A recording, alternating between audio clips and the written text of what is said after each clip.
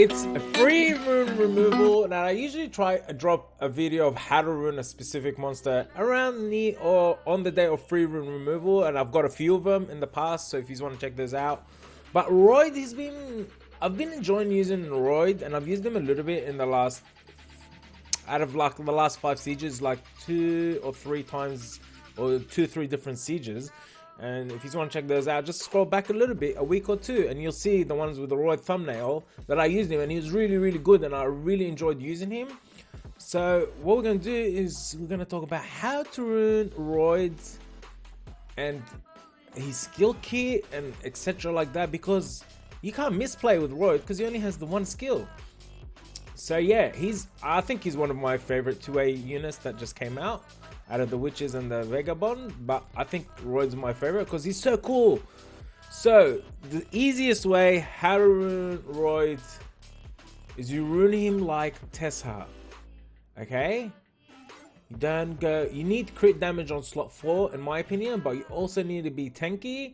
And let's quickly have a look what he does. Okay, skill 1, swings a giant sword to deal damage and decrease the target's defense for 2 turns. So skill 1 does 2-turn defense break. This attack will deal more damage according to your max HP. Attacks okay, so skill 2 and skill 3 are both passives, which is actually very amazing. Like, it's crazy how good these are. That's why you can't misplay with him. You just skill 1 always.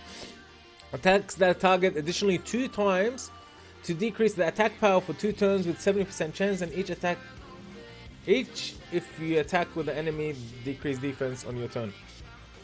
So the damage increases according to your max HP, okay? Again to max HP, but I still do think you need crit damage on slot 4. Attacks the target additionally to decrease the attack bar to 0 and grants irresistible provoke for 1 turn. If you attack the enemy with no decreased defense on your turn, the damage increases according to your max HP. Okay, so it's very interesting. He does need accuracy for skill 1, he does need accuracy for skill 3, and the least most important one that he needs accuracy for is skill 2.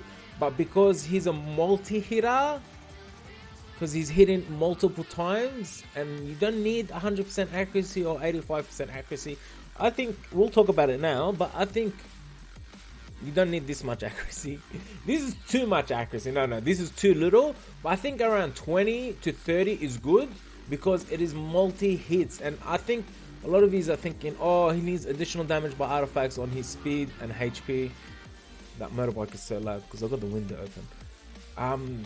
He needs, because he's doing a lot of hits, additional damage will probably be good on him, like on speed and HP. But I don't think that's right with this guy's case. I think this guy just pure speed, crit damage, HP slot 4, and then attack additional damage. Attack on subs, speed on subs, HP on subs, and crit rate on subs. And if you can get some crit damage, but you don't have to, I think that 130 mark is good. So let's talk about the stats that you want to hit. Again, small reminder, I've said it in my past how to rune videos, that it's a guide of how to rune him, not how to rune him exactly. So if mine has 20k HP, 120 speed, 85% crit rate, and you're like, it's your first week playing the game and it's my 7th playing the game, of course you're not going to reach 20k HP and 120 speed and 500 defense.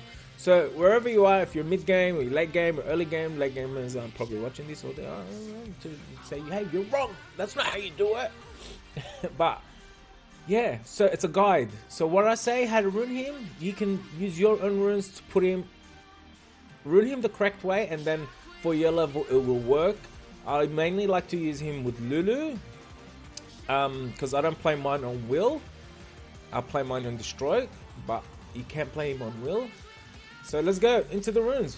So speed, okay, crit damage, HP, okay, because he deals damage according to max HP.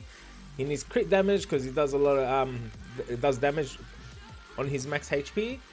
And yeah, so speed, crit damage, HP.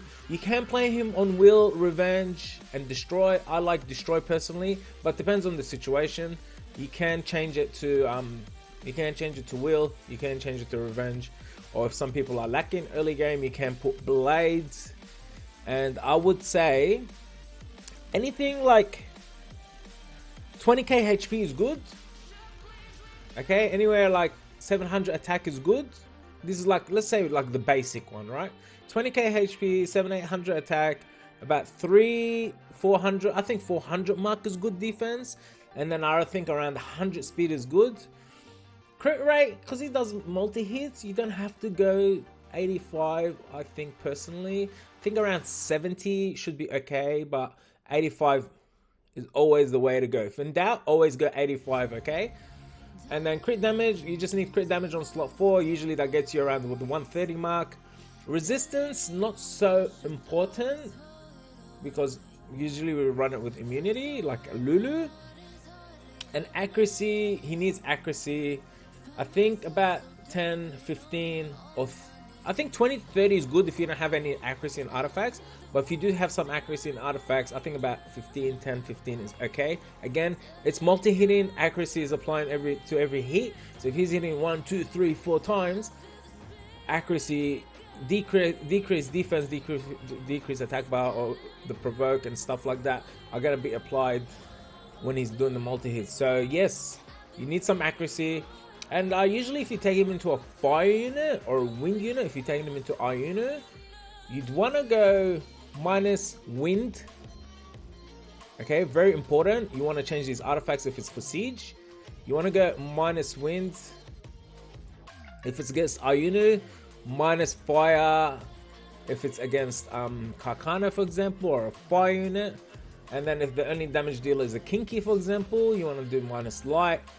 But you do want to take, this is very important, yes, 20k HP, 400 defense, or 18k HP, 400 defense, and then the damage dealer of the team you're fighting, you want to go minus that, because if a fire unit is targeting Roid because he's wind, you want to go minus fire, he can survive it. He can survive a good hit with good defense, good HP, you know what I mean? And then again, if you're hitting Ayunu, you want to kill Ayunu with immunity up, and then Ayunu comes back and hits Roid, you want to do minus wind, so you can take a few of those hits, you know what I mean? It's an example. And then with my one, like I said, you want to ruin like Tessa. So skill 3 needs accuracy, skill 1 needs accuracy, skill 2, okay, you can get away with it, but skill 3 is important because you want to provoke, you want to push back the attack bar to 0, and skill 1 is the defense break, and you're doing damage when his defense broken as well according to your max HP. So I think skill 1 crit damage, skill 3 accuracy, skill 1 accuracy is the right way to go. You can go skill 1 crit damage, skill 3 accuracy, or skill 1 accuracy crit damage, stuff like that.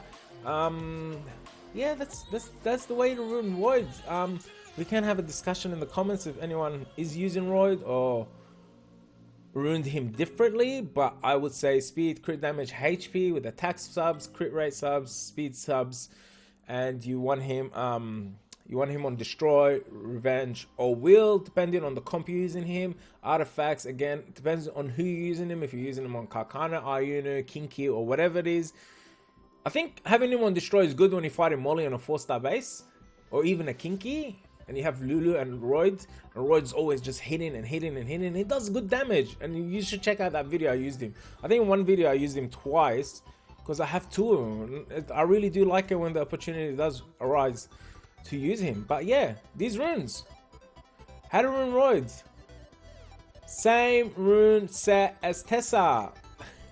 A great friend of mine told me that once, and I tried it and I love it since then. That's it for this video, guys. Hope you enjoyed it. Thanks for watching. Yalla bye.